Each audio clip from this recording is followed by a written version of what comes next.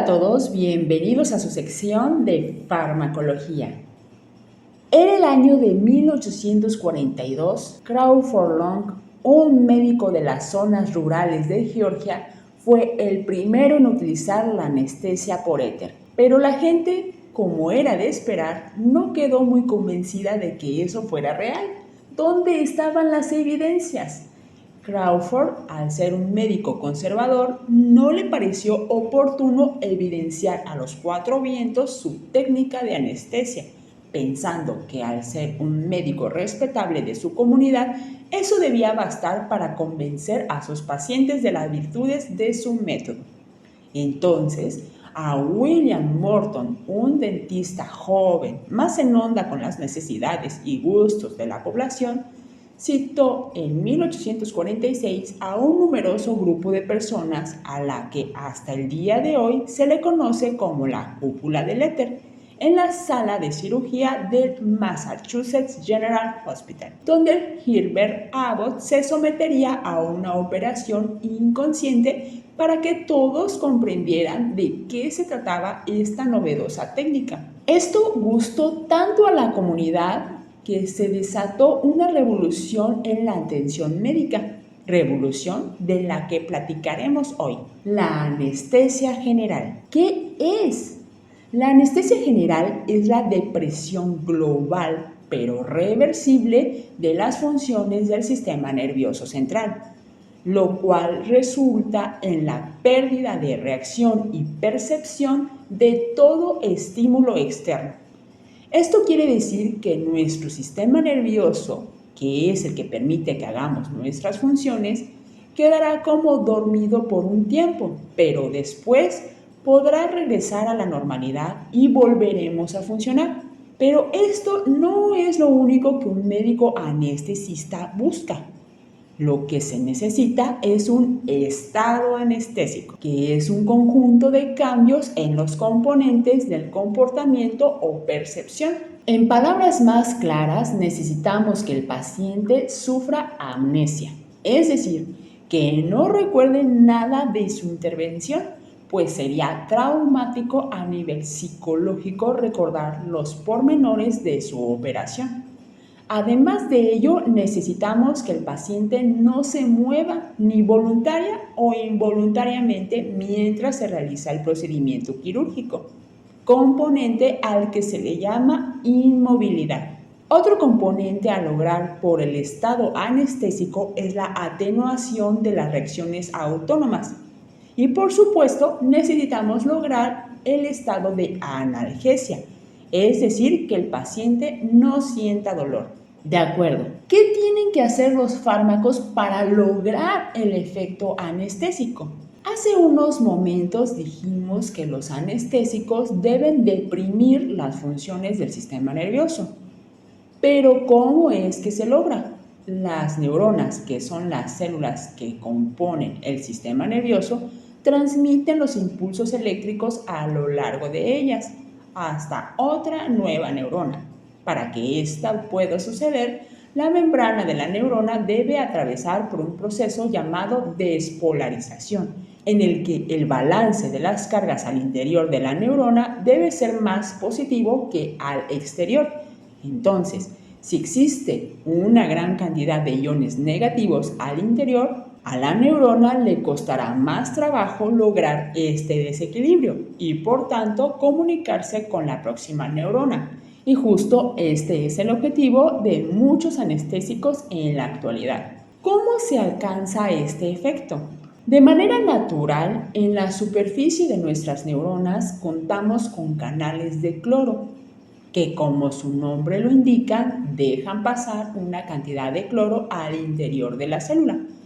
Este cloro tiene carga negativa, por lo que de manera normal obstaculizaría la despolarización neuronal. Esto es requerido cuando, por ejemplo, necesitamos de enviar una señal determinada a nuestro organismo. Digamos que queremos patear una pelota de fútbol hacia una portería, pero esto queremos realizarlo solo a la hora del entrenamiento. No queremos pasarnos la vida haciendo esta actividad. por lo que en algún momento nuestras neuronas necesitarán dejar de transmitir el mensaje de patear la pelota. Y es en este momento que nos es útil este canal de cloro.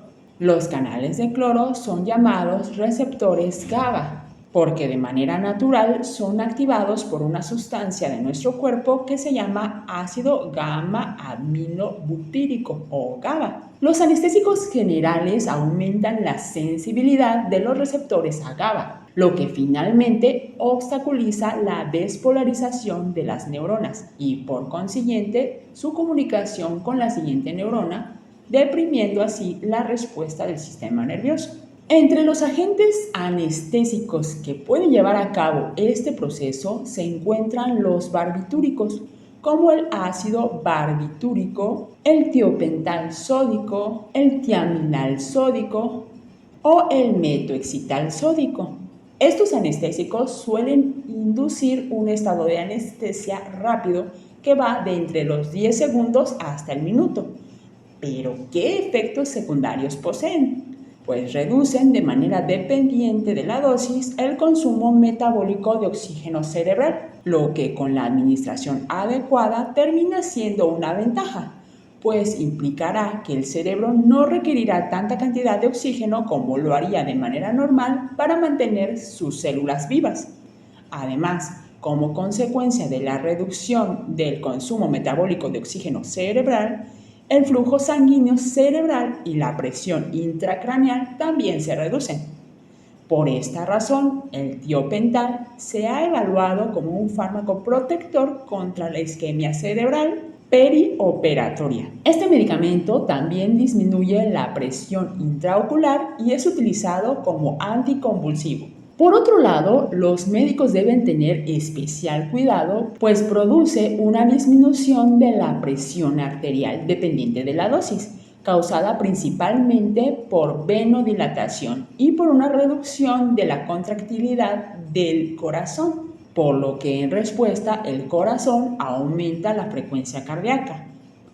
La dosis de inducción del tiopental disminuye la ventilación por minuto y el volumen de ventilación pulmonar, que es el volumen de aire que se mueve entre el interior de los pulmones y el exterior por minuto. Otro fármaco que actúa favoreciendo la apertura de los receptores GABA es el propofol.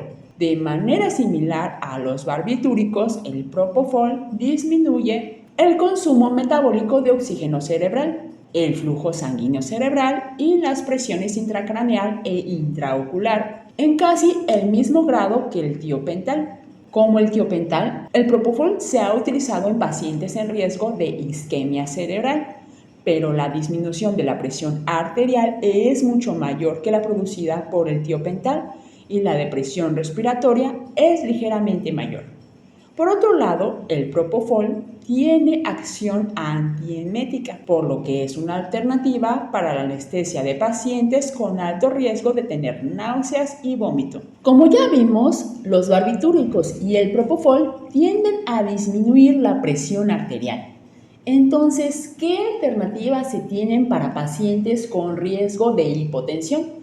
Pues bien, se puede optar por el etomidato, sin embargo, suele causar dolor en el sitio de la inyección y movimientos mioclónicos, por lo que se necesitará de su administración con otros fármacos como la lidocaína para aliviar el dolor de la inyección y una premedicación con benzodiazepinas u opiáceos para los movimientos mioclónicos. Otro efecto secundario del etomidato es un pequeño aumento de la frecuencia cardíaca, pero por otro lado reduce el consumo miocárdico de oxígeno, por lo que de todos los agentes de inducción de la anestesia suele considerarse el más apropiado para mantener la estabilidad cardiovascular en pacientes con enfermedades coronarias, miocardiopatía, hipovolemia o enfermedad cerebrovascular. Platiquemos ahora de la ketamina. Esta suele ser útil en pacientes con riesgo de hipotensión y broncoespasmo. No obstante, puede tener efectos secundarios graves, como sucede con algunos pacientes que presentan una profunda analgesia, no responden a órdenes y tienen amnesia, pero pueden tener los ojos abiertos mover los miembros de manera involuntaria y respiración espontánea. Además, aumenta la presión arterial, la frecuencia cardíaca y el gasto cardíaco. Ahora platiquemos de los anestésicos por inhalación. No suelen ser el método de inducción de la anestesia preferido debido a que tienen un margen de seguridad menor. Sin embargo, se utilizan en la práctica y aquí te mostramos los principales. El primero del que hablaremos será el alotano.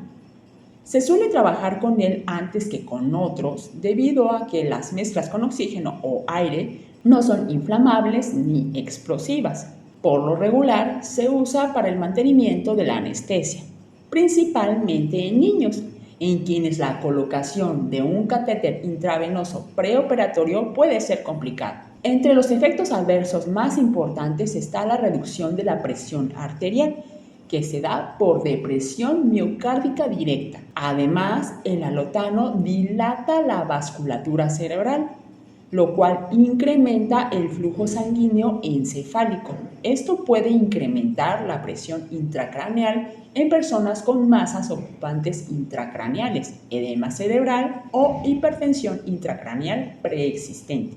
Además, puede producir necrosis hepática fulminante en un pequeño número de pacientes. Los pacientes tendrán fiebre, anorexias, náuseas y vómito que pueden durar varios días luego de la anestesia y acompañarse con un exantema y eosinofilia periférica. Pero el efecto adverso de mayor relevancia es la hipertermia maligna, ya que puede ser letal, por lo que la anestesia debe ser suspendida de manera inmediata y se suele administrar dantroleno. ¿Cómo es que esto funciona? La hipertermia maligna es una alteración genética en la que existe una respuesta anormal del músculo esquelético a la transmisión del potencial de acción. Esto provoca la liberación de calcio, lo que genera hipertermia, rigidez muscular, taquicardia, cianosis, acidosis metabólica y respiratoria, hipotensión, hiperpotasemia, rhabdomiólisis. El dantroleno se suele aplicar debido a que este actúa bloqueando la liberación del calcio del redículo sarcoplásmico, lo que disminuye la contracción del músculo y consecuentemente los efectos antes mencionados. Ahora continuemos con el isoflurano. Este se suele utilizar para la fase de mantenimiento de la anestesia después de inducirla con otros agentes. Entre los efectos secundarios que puede presentar el paciente se encuentran la hipotensión, resultado de la reducción de la resistencia vascular general. Además, también dilata la vasculatura cerebral, lo cual origina un incremento del flujo sanguíneo cerebral, ocasionando un riesgo de aumento de la presión intracraneal. Otro agente con características similares es el enflurano. Sin embargo, la hipotensión se presenta en parte por la depresión de la contractibilidad del corazón, con alguna contribución de la vasodilatación periférica. Y para finalizar, tenemos al óxido nitroso. Este tiene escaso efecto anestésico y solo produce anestesia quirúrgica confiable en condiciones hiperbáricas. ¿Y tú? ¿Estabas al tanto de cómo actuaban los anestésicos? Déjanos saber tu opinión en la sección de comentarios y nos vemos en la próxima. ¡Chao!